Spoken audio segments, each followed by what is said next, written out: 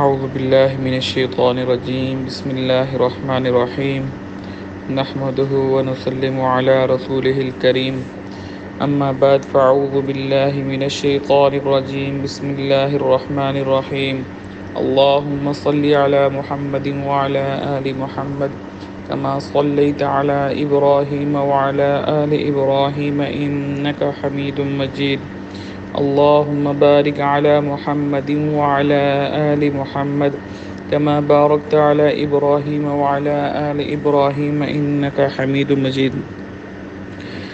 میرے بھائیوں، بزرگوں، دوستوں، اللہ تعالیٰ کا احسان و کرم ہوا کہ اللہ تعالیٰ نے مجھے دوبارہ آپ سے مخاطب ہونے کا موقع عطا کیا، اور اللہ تعالیٰ کا خاص فضل و کرم یہ ہوا کہ اللہ تعالیٰ نے ہمیں مسلمان پیدا کیا، اور اللہ تعالیٰ کا خاص فضل و کرم یہ ہوا کہ اللہ تعالیٰ نے ہمیں نبی کریم صلی اللہ علیہ وآلہ وسلم کا امتی پیدا کیا۔ لاسٹ جو بیان تھا اس میں ایمان اور یقین کی بات ہو رہی تھی، تو اس میں ہم نے بات کی تھی 6 صفات کی۔ تو پہلے 3 صفات پہ ہم بات کر چکے تھے، اب ہم اس دفعہ لاسٹ 3 صفات پہ بات کریں گے۔ تو جو پہلے 3 صفات ہیں ان پہ تھوڑی سی روشنی ڈالتے ہیں۔ میرے پیارے بھائیوں، بزرگوں، دوستوں، اللہ تعالیٰ نے دنیا اور آخرت کی مکمل کامیابی پورے دین پر چلنے میں رکھی ہے۔ پورا دین ہماری زندگیوں میں اور سارے انسانوں کی زندگیوں میں آ جائے، اس کے لیے اللہ تعالیٰ نے نبی کریم صلی اللہ علیہ وآلہ وسلم کی ترتیب محنت کا سبب بنایا۔ ختم نبوت کی وجہ سے یہ محنت اس امت کے ذمہ لگائی۔ یہ محنت ہماری ضرورت بھی ہے اور ہماری ذمہ داری بھی۔ یہ محنت سب سے پہلے 6 صفات پر کرنی پڑے گی۔ یہ صفات پورا دین نہیں ہے۔ کیا ہے؟ یہ صفات پورا دین نہیں ہے، بلکہ اگر ان 6 صفات کی محنت کی جائے تو انشاءاللہ اللہ تعالیٰ پورے کے پورے دین پر چلنا آسان کر دیں گے۔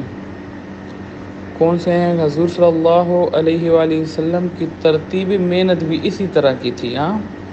دوسروں کو دعوت دینا، اپنے پر مشق عمل کرنا، اللہ تعالیٰ سے دعا کرنا، یہ تینوں کام سب سے پہلے 6 صفات پر کرنے ہوں گے، یعنی صفات کی دعوت دینا، مشق کرنا اور دعا کرنا۔ دوبارہ اس لیے یہ دہانی کرائی جا رہی ہے کہ آپ سب کو اور مجھے جو ہے یہ یاد رہے۔ پہلا کلمہ جو ہے لا الہ الا اللہ محمد رسول اللہ صلی اللہ علیہ وسلم، اللہ کے سوا کوئی معبود نہیں، اور محمد صلی اللہ علیہ وآلہ وسلم اللہ تعالیٰ کے آخری رسول ہیں۔ اللہ تعالیٰ سے سب کچھ ہونے کا یقین اور مخلوق سے کچھ نہ ہونے کا یقین، محمد صلی اللہ علیہ وآلہ وسلم کے بتائے ہوئے طریقوں پر 100% کامیابی کا یقین، اور غیروں کے طریقوں پر چل کر 100% ناکامی کا یقین ہمارے اور آپ کے دلوں میں آ جائے۔ دوسرا نماز ہے۔ نماز کا مقصد ہے کہ 24 گھنٹوں کی زندگی صفت صلات پر آ جائے، جیسے کہ کلمے کا مقصد ہے کہ باہر کی زندگی ٹھیک ہو جائے۔ کلمے کا مقصد ہے کہ باہر کی زندگی ٹھیک ہو جائے، اور نماز اللہ تعالیٰ کی قدرت سے براہ راست فائدہ حاصل کرنے کا ذریعہ ہے۔ سر سے پیر تک اللہ کی رضا والے محسوس طریقوں پر پابندیوں کے ساتھ اپنے آپ کو استعمال کرنا، آنکھوں کا، کانوں کا، ہاتھوں کا، پیروں، زبان کا استعمال صحیح ہو جائے، یعنی کہ اللہ کا صحیح دھیان نصیب ہو جائے، اللہ کا ڈر، خوف، عاجزی والی نماز ہو۔ اب ہم علم و ذکر پہ بات اگر کریں تو تیسرا نمبر جو آتا ہے وہ علم و ذکر ہے۔ علم کے معنی جاننا ہے، مقصد یہ کہ حال کا امر پہچاننا آ جائے، یعنی میرے اللہ اس حال میں مجھ سے کیا چاہتے ہیں۔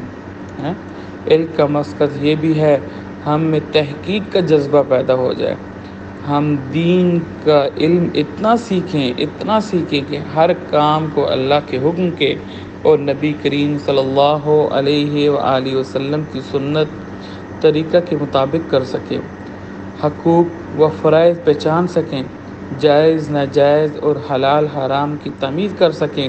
اللہ تعالیٰ خود فرماتے ہیں وہ لوگ جو علم رکھتے ہیں اور جو علم نہیں رکھتے وہ کبھی مقام و مرتبہ کے لحاظ سے برابر نہیں ہو سکتے۔ دل کے علم حاصل کرنے کی فیصلتیں محدود ہیں۔ ذکر کا مقصد ہے کہ اللہ تبارک تعالیٰ کی ذات کا دھیان نصیب ہو جائے۔ حال کا امر معلوم کر کے اللہ کے دھیان کے ساتھ اپنے آپ کو اس میں لگا دینا، یہ ذکر ہے۔ قرآن مجید میں اللہ تعالیٰ کی کثرت سے یاد کرو، قرآن مجید میں ہے کہ اللہ تعالیٰ کو کثرت سے یاد کرو تاکہ کامیابی پا سکو۔ دوسری جگہ یہ ہے کہ اللہ تعالیٰ کا ذکر کثرت سے کرو، صبح شام اس کی تسبیحات بیان کرو۔ اب ہم چوتھے نمبر پہ جو اکرام مسلم ہے اس کی ہم تفصیل میں جائیں گے۔ اس کا مقصد ہے کہ ہر مسلمان بحیثیت حضور صلی اللہ علیہ وآلہ وسلم کا امتی ہونے کا اکرام کرنا۔ اکرام مسلم پہلا کیا تھا؟ کلمہ، دوسرا نماز، تیسرا علم و ذکر، چوتھا کیا ہے؟ اکرام مسلم۔ اکرام مسلم کا مقصد ہر مسلمان کو بحیثیت حضور صلی اللہ علیہ وآلہ وسلم کا امتی ہونے کا اکرام کرنا، دل سے عزت و احترام کرنا، حقوق سے بڑھ کر دوسروں کے حقوق ادا کرنا۔ مسلمان کی قیمت دل میں ہو، بڑوں کا احترام، چھوٹوں کو پر شفقت، علماء کرام کی قدر ہمارے دل میں ہو، ہمارے ذمہ جتنے حقوق ہیں ادا کریں، اپنی خامیاں دیکھیں، دوسروں کی خوبیاں دیکھیں۔ اللہ راضی ہوتے ہیں کلمہ اور نماز سے، اللہ کے بندے راضی ہوتے ہیں احسان و اخلاق سے۔ غور فرمائیں، اللہ راضی ہوتے ہیں کلمہ اور نماز سے، اللہ کے بندے راضی کس سے ہوتے ہیں؟ احسان اور اخلاص سے۔ دوسروں کے ساتھ عدل و انصاف کیا جائے۔ اولین اور آخرین کی بہترین اخلاق یہی ہیں، جو تجھ سے ناطہ توڑ لے تو اس سے ناطہ جوڑ، جو تجھے اپنی عطا سے محروم کر دے تو اسے عطا کر، جو تیرے اوپر ظلم کرے تو اسے معاف کر۔ اکرام مسلم کے فضائل میں اگر جائیں تو جو شخص کسی مسلمان کے کام میں کوشش کرتا ہے، جو کسی مسلمان کے کام میں کوشش کرتا ہے تو اللہ تعالیٰ اس کے کام میں سعی کرتا ہے۔ جو شخص کسی مسلمان کی تکلیف دور کرتا ہے، اللہ تعالیٰ اس کی تکلیف کو دور کرتا ہے۔ جو شخص کسی مظلوم کے ساتھ چلا اور اس کے معاملے میں کوشش کی یہاں تک کہ اس کا حق ثابت کر دیا، تو اللہ رب العزت ایسے بندے کو قیامت کے دن پل صراط پر ثابت قدم رکھے گا۔ جو شخص کسی کی ایک ضرورت پوری کرے، اللہ تعالیٰ اس کی 73 ضرورتیں پوری کرتے ہیں۔ ایک دنیا کے لیے کافی ہو جائے گی، ایک دنیا ہی میں کے لیے کافی ہو جائے گی، باقی 72 جنت میں درجات بلند کرنے کا ذریعہ بنے گی۔ نبی کریم صلی اللہ علیہ وآلہ وسلم کا پاک ارشاد ہے، جو شخص کسی مسلمان کی پردہ پوشی کرتا ہے، اللہ تعالیٰ دنیا آخرت میں اس کی پردہ پوشی فرماتے ہیں، اور اللہ تعالیٰ بندہ کی مدد فرماتے ہیں جب تک وہ اپنے بھائی کی مدد کرتا ہے۔ ایک حدیث کا پاک کا مفہوم ہے کہ وہ شخص جو ہمارے بڑوں کو تعظیم نہ کرے، ہمارے بچوں پر رحم نہ کرے اور ہمارے علماء کی قدر نہ کرے، وہ ہماری امت میں سے نہیں۔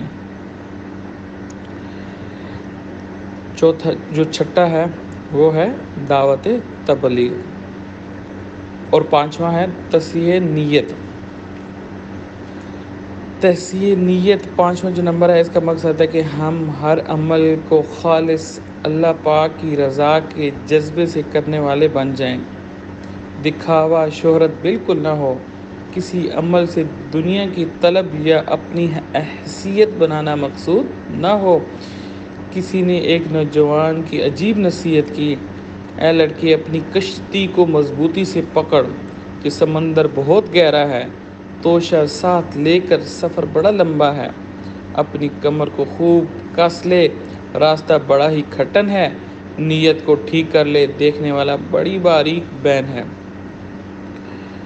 نیت کے فضائل دیکھیں تو نبی کریم صلی اللہ علیہ وآلہ وسلم کا ارشاد مبارک ہے، حق تعالیٰ شانہ تمہاری صورتوں اور تمہاری مال کو نہیں دیکھتے بلکہ تمہارے دلوں اور اعمال کو دیکھتے ہیں۔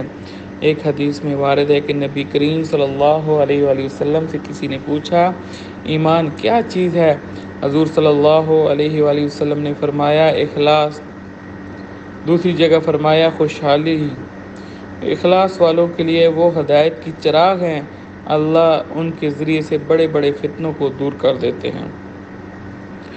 حق تعالی سبحانہ کا ارشاد ہے، میں سب شرکاء میں شرکت سے بہتر بے نیاز ہوں، یعنی دنیا کے شرکاء شرکت کے محتاج اور شراکت پر راضی ہوتے ہیں، اور میں اخلاص اعلیٰ الاطلاق ہوں، بے پرواہ ہوں، عبادت میں غیر کی شرکت سے بیزار ہوں۔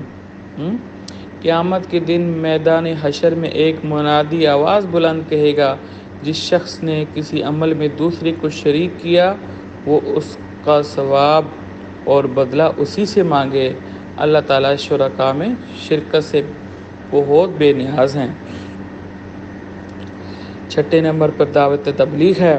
اس کا مقصد ہم دین کو سیکھتے ہوئے اس پر عمل کرتے ہوئے دوسروں پر اس کی محنت کر دی۔ حضور صلی اللہ علیہ وآلہ وسلم کی ختم نبوت کے طفیل پوری امت کی دعوت والا کام ملا ہے۔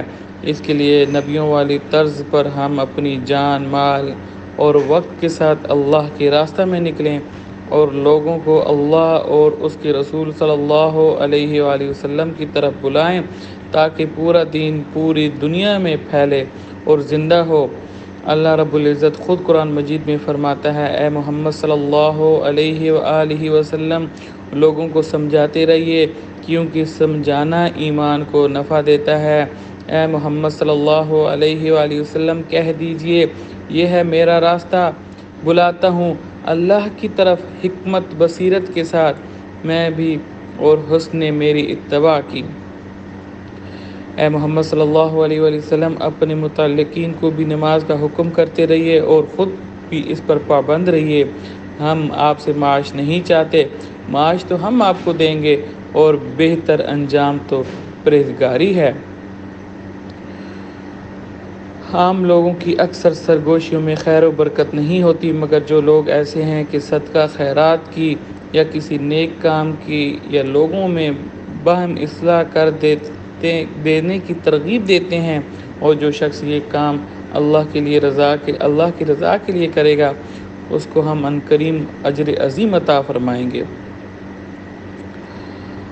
جو شخص اللہ پر ایمان رکھتا ہے اور اس کو وعدے کو سچا سمجھتا ہے، پھر جہاد کی نیت سے کوئی گھوڑا پالتا ہے، تو قیامت میں اس گھوڑے کا چارہ اور پانی وغیرہ بھی اس سب ترازو ہوگا، یعنی ان سب چیزوں کو وزن اس بندے کی نیکیوں کو وزن کر دے گا۔ میرے پیارے بزرگوں، دوستو، اللہ تعالیٰ جو امیر، غریب، حاکم، محکوم، افسر، ماتحت، بادشاہ، وزیر، عالم اور غیر عالم سب کی ذمہ داری دعوت کا کام ہے۔ بقول کسی عالم کے کہ پیاسا کنویں کے پاس آتا ہے، لوگ ہمارے پاس آئیں تو ہم انہیں دین سکھائیں، تو جواب دیا گیا، آپ کنواں کیوں بنتے ہیں؟ آپ بادل بن کر دنیا پر برسیں۔ دائی تو دریا کی طرح ہوتا ہے جو بغیر کسی معاوضہ کے دنیا کو پانی پہنچاتا ہے۔ داعی سورج کی طرح ہوتا ہے جو بغیر معاوضہ کے ایمان کی روشنی پہنچاتا ہے۔ داعی طبیب اور ڈاکٹر کی طرح قبر حشر کو ٹیکا لگا کر روحانی علاج کرتا ہے۔ داعی روحانی ڈرائیور ہوتا ہے جو لوگوں کو دعوت کی گاڑی میں بٹھا کر جنت میں لے جاتا ہے۔ داعی ہدایت کی لائنیں بچھاتا ہے، اس لیے ہر عمل داعی بن کر نبی کریم صلی اللہ علیہ وآلہ وسلم والے طرز پر دنیا میں دین پھیلانے کے لیے اپنی جان مال کو جھونک دے، اس کے لیے ہجرت کرے اور دعوت دیتا ہوا قریہ قریہ ملک با ملک پھرے اور دوسروں کی اس محنت سیکھنے کے لیے اوقات لگانے کی دعوت دے۔ اس کے لیے کوائف پورے کرنے کی حضرات کو ملکوں کا ارادہ کرے۔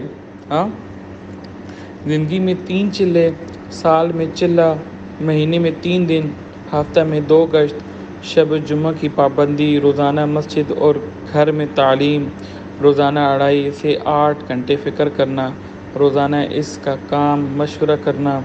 اس کام کے لیے کون کون سے ساتھی تیار ہے، سب ارادہ کریں، انشاءاللہ اللہ تعالیٰ ہمیں اور آپ سب کو عمل کرنے کی توفیق نصیب فرمائے۔